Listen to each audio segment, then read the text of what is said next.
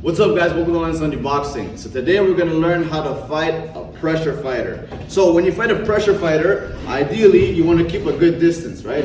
Usually pressure fighters are going to be very squared up, okay? They're usually shorter, stockier guys who like to pressure, right? The tall, lankier guys don't really pressure that much, right? So let's say you're fighting a shorter guy who's stocky and whatnot, they're fighting on the front foot, okay? So usually a pressure fighter is going to fight on the front foot like this, right? All the way over here, and their head is forward, okay? So that, you use that to your advantage, okay? When you're the taller fighter, you're the more laid back fighter, use that to your advantage, because your opponent is giving you their head. Okay, when they give you when their weight is forward, okay, what you gotta watch out for is their left hand. Okay, a lot of pressure fighters are gonna want to dip left a lot. Dip left, body shot, dip left, uppercut, dip left, hook. Okay, so you gotta watch out for the left hand, because the weight is on the left leg, meaning that their left hand is now loaded, right? So the right hand has less power. The right hand is gonna be there to set up the other shots. So they're gonna be coming like this, right? The head is gonna be moving, the hands are gonna be nice and high, okay? So when you fight a fighter like that, who's a pressure fighter, what you wanna do, first off, is establish a very good jab, okay? You establish a good jab, a nice long jab, that keeps them busy, right? The reason why you wanna set up the jab is for a few reasons, okay? So, when you set up the jab, you're establishing your range. Okay, when you set up, when you throw your jab, you're making sure that he stays far from you. You're keeping him busy. Okay. When you throw your jab, you want to throw all kinds of varieties of jabs because you don't want him to catch your timing. Okay, if you're just throwing one jab at a time, he's just gonna slip and counter you. Okay, and you don't want to do that. Okay, so you want to have a nice jab.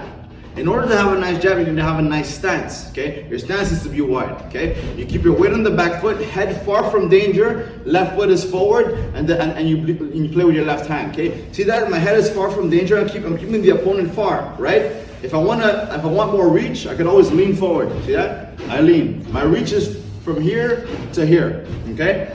Now, you establish a good jab. When you have established a good jab, you start feinting, right? You have to feint the guy. Okay, that way he doesn't find your timing. You wanna feint him and see how he reacts. Okay, a lot of these pressure guys, like I said earlier, they're gonna be slipping their head, going to the body because your head moves too much, right? So what you want to do with another thing you want to do with a pressure fighter is take your angles, right? So you want to jab, 1, 2, boom. I take my angle, right? I take my angle because it's kind of like a bull and a matador, right? I'm the matador, he's a bull. I make sure that the bull goes over there when I'm done hitting him, right? The thing is, boom, boom, I hit him, he's gonna want to hit me back, right? So I get out of the way, okay? So you want to work off angles, you want to work long, okay? Also, you want to time the guy. When they come in, right, you want to time him, right? So he comes in, boom, I can time him with my check hook and I took an angle, okay? So that's how you fight a pressure fighter, guys. Fighting a pressure fighter is very, very simple, right? You have to have good legs and a good jab, right? That means you have to move around the ring as much as you can and make sure you don't get hit, okay? The jab is your best friend and your feet are your best friend, okay?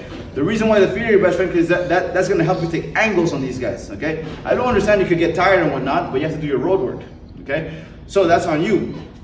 On the inside against a small guy, what you could do, you could get your head off the axis, okay?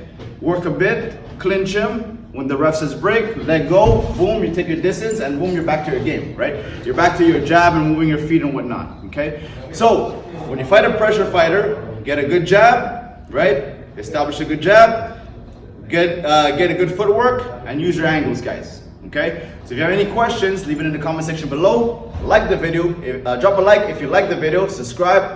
I'll catch you guys next time.